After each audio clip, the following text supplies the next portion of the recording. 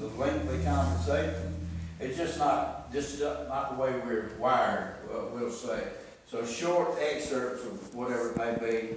And I think there's some new technology out there today talking about learning, how we learn through video, conversation, blah, blah, blah, and so on and so on. You know, the quicker, the better, you know. Some things stick, some things don't, you know. And so, but after a while, if we've read it or if it's gone into us some way or another, believe me, the subconscious picks it up, and you never know when it's going to come out at a later date or how it's going to come out, you know. So, but anyway, what we've been talking about this month is of course, the third step, turning our life and our will over to the care of God as we understand God.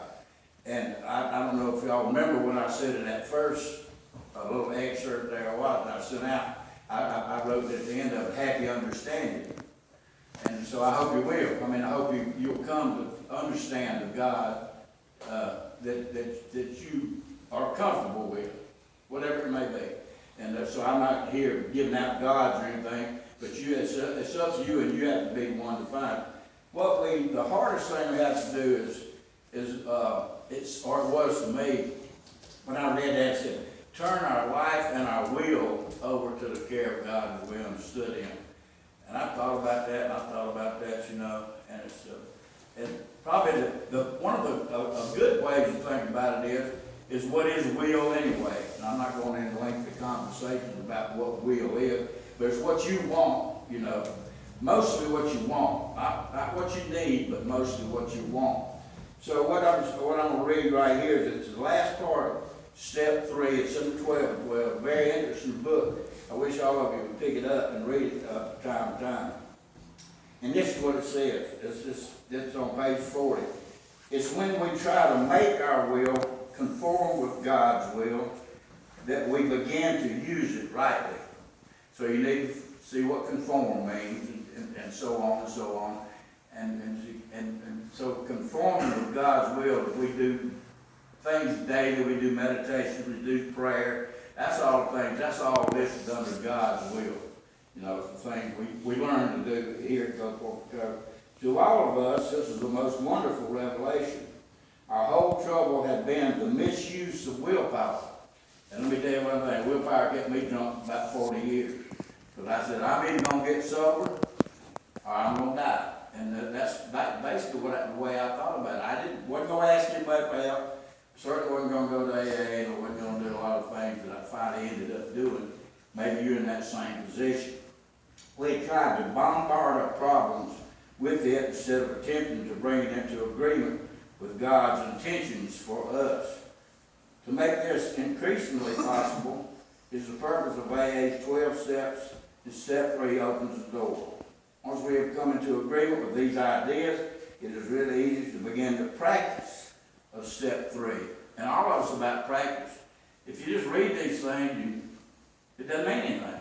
It's when you start practicing on a daily basis, and even believing, just practice believing on a daily basis, that it becomes a second nature, we'll say.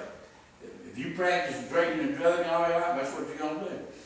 This is a very hard decision for a lot of you to make in here tonight. It's just the fact that I really want to quit drinking and drugging and do it.